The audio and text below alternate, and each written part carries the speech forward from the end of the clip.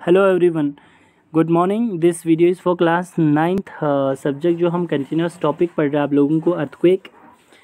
पहले previous video में हमने अर्थक्वेक को आप लोगों को कुछ डायग्राम्स बताए, फिर सेस्मिक्स बताया था आप लोगों को सेस्मिक जोन्स, जिसमें जम्मू एंड कश्मीर और इंक्लूडिंग लद्दाख को सेस्मिक जोन 4-5 में रखा गया है, जो एक मेन प्रोन एरिया भी माना जाता है जहाँ पे किसी भी टाइम पे भी प्रेडिक्शन अर्थक्वेक का आ सकता है। फिर इसके बाद मेजरमेंट बताया था हमने आप लोगों को, ग्राफ को जो बोला था मैग्नीट्यूड्स को ग्राफ में मेजर करने के लिए उसको सिस्मोग्राफ बताया गया आप लोगों को। सिस्मोलॉजी यानी अर्थक्वेक के बारे में पढ़ने को ही कहते हैं, ये चीज़ याद रखना। सिस्मोलॉजी यानी अर्थक्वेक के बारे में स्टडी करने को सिस्मोलॉजी कहते हैं, और अर्थक्वेक को जो स्टडी करने वाले ग्राफ को सिस्मोग्राफ कहते हैं। अर्थक्वेक की मैग्नीट्यूड को नापने वाले स्केल को रिक्टर स्केल कहा जाता है, ये चीज़ हमेशा याद रखना, ठीक है।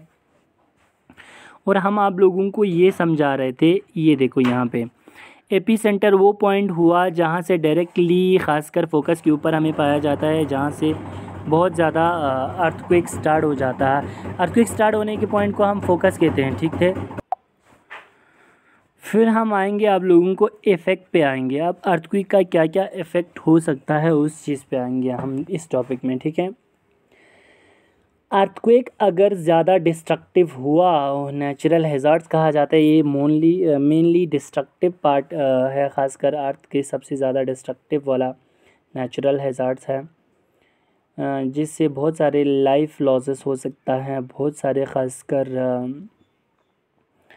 प्रॉपर्टी लॉसेस हो जाता है। उसका एक इम्पेक्ट मोस्टली जो ख़तरनाक है ज़्यादातर एरिया को इफ़ेक्ट करता है। और दूसरा ये कि एक सडनली इफ़ेक्ट करता है, ठीक है। ये अनप्रेडिक्टेबल है, प्रेडिक्टेबल नहीं है, यानी किसी भी टाइम पे आ सकता है। It is unpredictable. बहुत सारे मेन कॉजेज़ है इसके, क्या क्या हैं वो चीज़ समझा देंगे अब आप लोगों को। टॉपिक वाइज आप लोग इसका नोट्स बना सकता है, ये लिख सकते हैं आप लोग, ठीक है।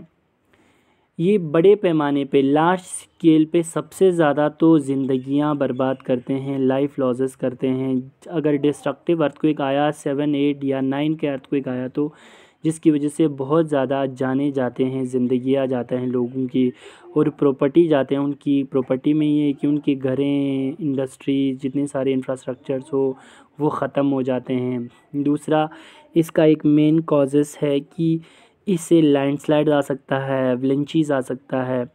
एकदम ट्रम्बलिंग होने के कारण बहुत सारे जगहों पर लैंडस्लाइड आ सकता है, और जहाँ पे स्नो एरिया है वहाँ पे एवलेंचीज आ सकता है। दूसरा ये कि एकदम से सडन शेकिंग होने के कारण इलेक्ट्रिक जो सिटी है, इलेक्ट्रिक प्लांट है जहाँ पे हाइड्रो इलेक्ट्रिक है, उनकी वजह से बहुत सारे जगहों पर फायर लग सकता है, आग लग सकता है। गैस के जितने पाइपलाइन है वो टूट सकता है, जिसकी वजह से आग लग सकता है, ठीक है।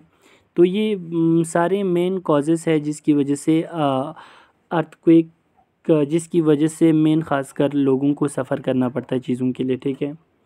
और एक मेन कॉजेज़ लाइक फ्लड आते हैं, बाढ़ आ जाता है एकदम से, ख़ासकर नेचुरल और फ्लो वाटर एकदम से इंक्रीज़ हो जाता है, ठीक है। बड़े बड़े जो डैम्स बना हुआ है लाइक बाकरा डैम्स हो, सरदार सरोवर डैम हो, ठीक है, नर्मदा जिस पे बहुत सारे डैम बना हुआ है वो जैसे डैम्स हो, तो उन डैम्स पे एकदम से हैवी अगर अर्थक्वेक पाया जाता है मैग्नीट्यूड के अगर 10-11 के, तो एकदम से वो डैम्स भी टूट सकता है। तो उन डैम्स में बहुत ज़्यादा पानी स्टोर किया हुआ होता है, एकदम से अगर वो पानी छूट जाए तो उससे फ्लड की क्रिएशन बहुत सारे जगहों पर होकर बहुत सारे लाइफ लॉसेस, प्रॉपर्टी लॉसेस हो सकता है।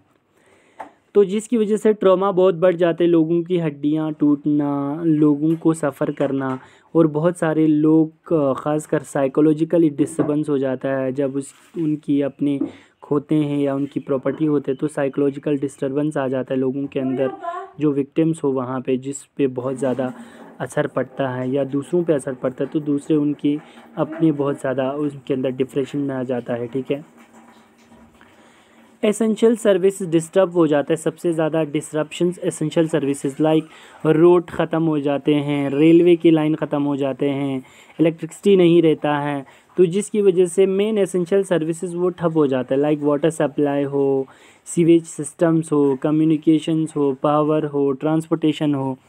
इनमें बहुत ज़्यादा नुकसान आ जाता है। ठीक है।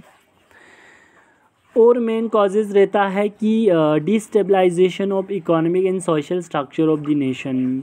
सामाजिक जो नेशन के अंदर जो समाज में मेन खासकर एक सोशल स्ट्रक्चर होता है नेशन के अंदर, मुल्क के अंदर, वो बिगड़ जाता है। इकोनॉमी के अंदर डिस्टेबलाइज आ जाता है, यानी इकोनॉमी एकदम से गड़ जाता है बहुत ज़्यादा डिस्ट्रक्शन होने के कारण। तो ये सारा मेन कॉजेज़ रहा है अर्थक्वेक का, ये इफ़ेक्ट है जिसकी वजह से अर्थक्वेक आ सकता है। नेक्स्ट वीडियो में आप लोगों को फिर से थोड़ा बहुत अर्थक्वेक को पढ़ेंगे। अभी तो इसके मिटिगेशंस मेजर पढ़ेंगे इसके बाद। ठीक है, थैंक यू सो मच।